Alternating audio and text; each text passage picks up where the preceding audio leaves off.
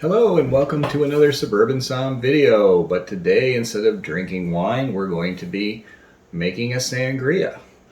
Here in North America it's late March, which means we're welcoming spring and warmer days ahead, and it's a perfect kind of day to drink a rosé or a sangria and spend some time outside, and that's exactly what we're going to do. What I like about sangria is that it's so easy to make, very versatile. And you can probably make it with stuff that you have around the house. We're going to make a semi-traditional sangria today, a red wine sangria. A purist would tell you have to use a Spanish red, like a Tempranillo. We are actually going to be using a California red blend. You can also make them with whites, although I would say probably steer toward your Sauvignon Blancs or Pinot Gris. Chardonnays tend to be a little too full-bodied and oaky. I think they would overpower the fruit, but you could certainly use the other whites. So what we're going to do, actually with the sangria, you just want to make sure you have fruit, some way to sweeten it, some way to fortify it, and then your wine. You can do other things, and I'm going to be showing you those right now. So fruit-wise, a traditional one is apple and sliced orange. You could also use lemons, you could use grapefruits. I suppose you could use blueberries, strawberries, raspberries. Again, anything you got around the house you could probably use. So what we're going to start doing is put our fruit in there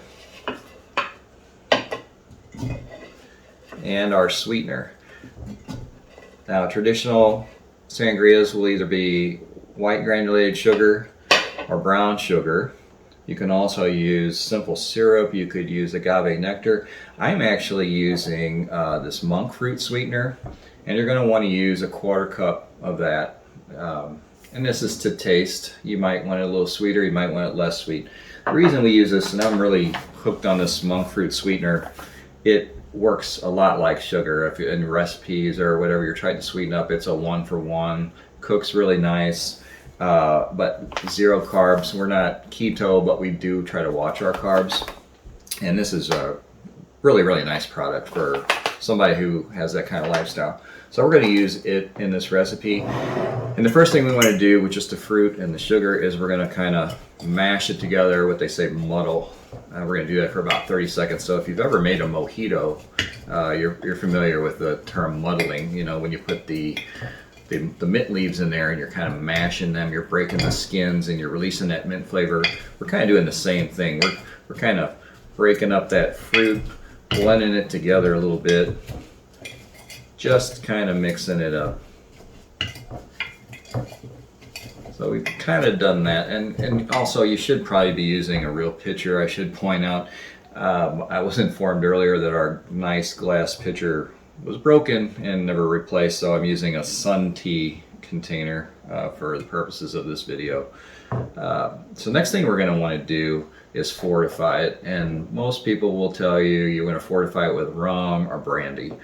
I'm kind of going to do a mix of things. I'm going to use an orange liqueur, this Grand Marnier. You could also use like triple sec or something like that. So I'm going to use a little bit of that, just a 1/4 cup. And I'm also going to use a dark rum. This here is a Tommy Bahama rum. This is a nice sipping rum. It's got a lot of flavors in it. You could use any rum if you wanted to use some white rum, some Bacardi, it's fine. It's going to fortify it, like I said, but if you've got a nice dark rum with some interesting flavors like this has, it's going to help out too. So we'll get that in there. And then what we're going to want to do is muddle some more.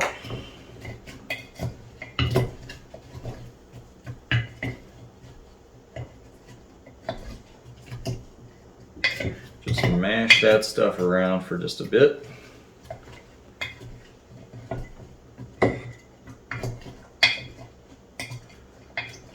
All right, next thing we want to do is add juice. Again, a traditional one's going to be orange juice. You could probably get by with pineapple juice, grapefruit juice, but like I said, traditionalists will tell you orange juice, 3/4 of a cup. Could have done that a little better.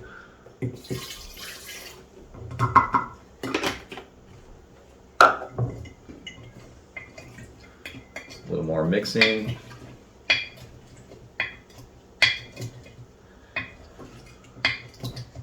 Now normally your last ingredient would be your wine, but some people like to add a little effervescence, some little bubbles. So they'll do that a number of ways. They'll either use some sparkling water, and if you haven't been down your sparkling water aisle in your supermarket, that's a market that's really taken off. There's tons of different brands, different flavored sparkling waters. You could use those just to kind of freshen it up, add a little fizz, or if you wanted to use a flavored one, you could.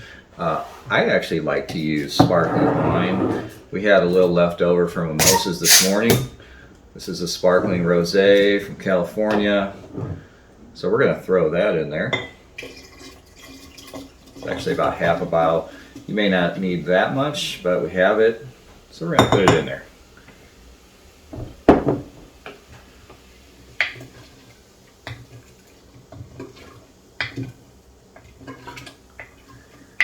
And then the last thing, or second to last thing, we also need ice, but we're going to go ahead and put our whole bottle of wine in there. This is a screw top. This is a Piccolo, which is a red blend from our friends at Peju in Napa. It's actually a pretty nice fruity wine, easy drinking. It's going to work well in this. I don't know that I would use a really heavy bold wine like a Cab or a Syrah, but this one should do nicely. Go ahead and pour all that in there.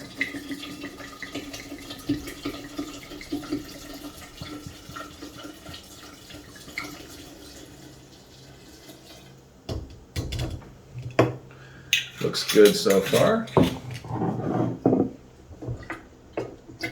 Let's give that a stir.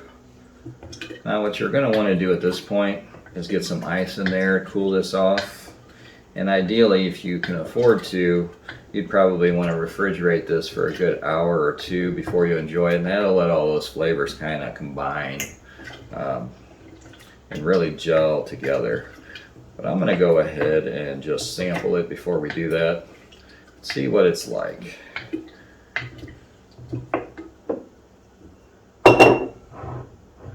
Again, not the most ideal container for this, because you're going to want to be able to get some of that fruit out when you're serving this. But let's see what it tastes like. It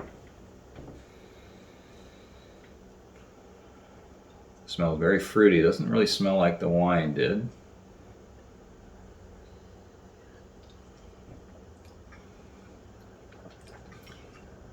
That's good. That's that can get you in trouble if you're sitting out on a sunny day, because it's just the right amount of sweetness, fruitiness, but you've got that kick of the alcohol in there. And then what I would recommend you do after you've sampled it is you kind of decide what's the good mix for you. Is it strong, too strong, not strong enough? If it is too strong, you can back that off. You could add water. You could add more juice. If it's not strong enough, of course, you can add some of your liquor, your rum or brandy or whatever you were using. And if it's not sweet enough, go ahead and add a little sweetener. I wouldn't go too overboard on that though, because again, then it would make you think that you can just sit out here and pound this. But this is actually really, really good. I can't wait to sit outside and enjoy this all afternoon. So that's it. That's a simple sangria. Really, really fun to do on a spring or summer day. Something you can have fun with, you can experiment with. Like I said, all the different types of wines, the fruits, or the add-ons. It's really endless possibilities. So give it a try sometime, and if you do, tell me about it in the comments. So please like and subscribe. And again, I'm Scott from Suburban Som, and this is what I'm drinking today.